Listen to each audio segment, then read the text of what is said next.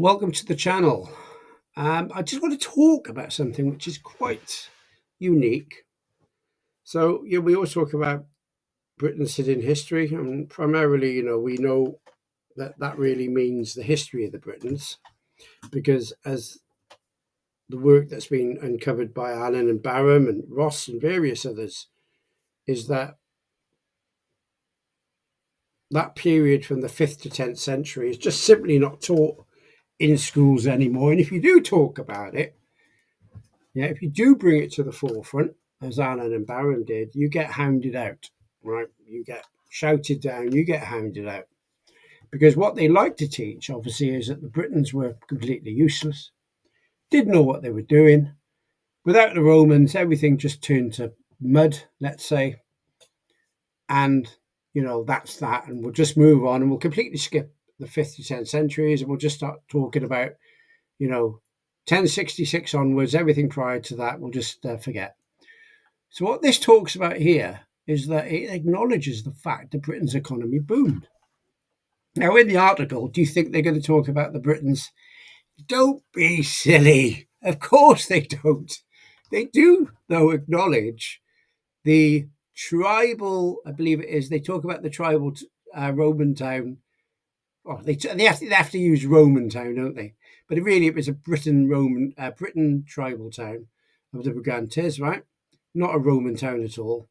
Yes, it may have had Roman buildings, as I've always said, may have had some Roman architecture, but it would have been administrated by the Britons, by that tribe, and they would have been speaking Brythonic. They would have only used Latin really for administrative or educational purposes.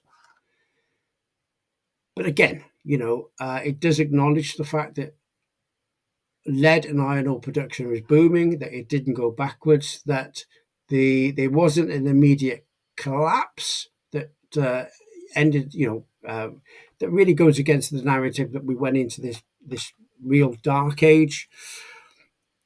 But they don't use the term Britons, and there's no acknowledgement really of the Britons. They kind of skip over the fact that it was all about the Romans and obviously the Roman town or Roman tribal town. What does that mean?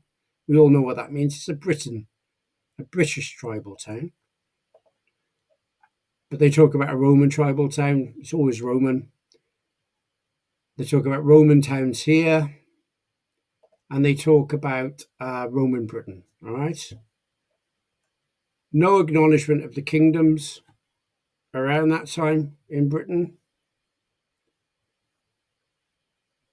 But then they talk about the fact that the Vikings came along and then they did some stuff. So again, but at least there's some acknowledgement. So it's not too bad, slightly getting there.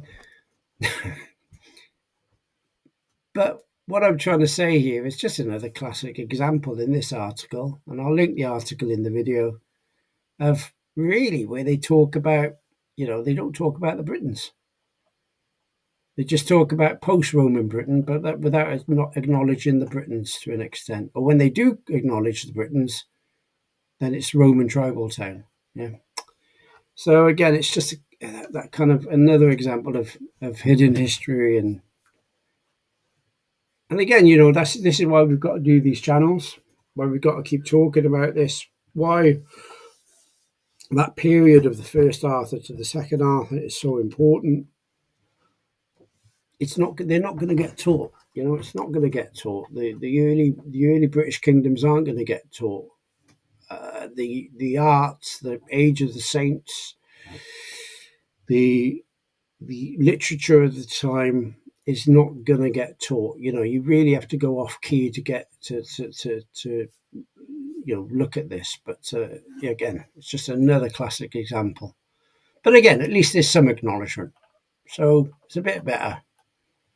See, look at this. This is a classic one. So I talked about how they admit the Britons.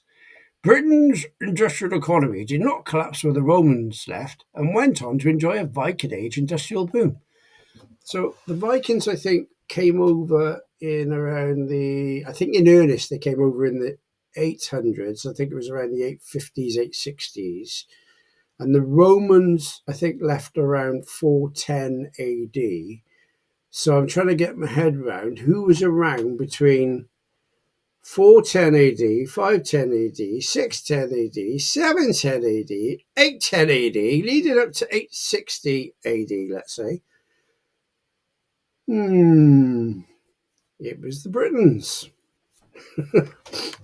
Maybe a few Saxons thrown in later on towards the end, but predominantly the Britons. And this is it. Yeah, so, yeah, it's just another classic example. Okay, hope you enjoyed the video.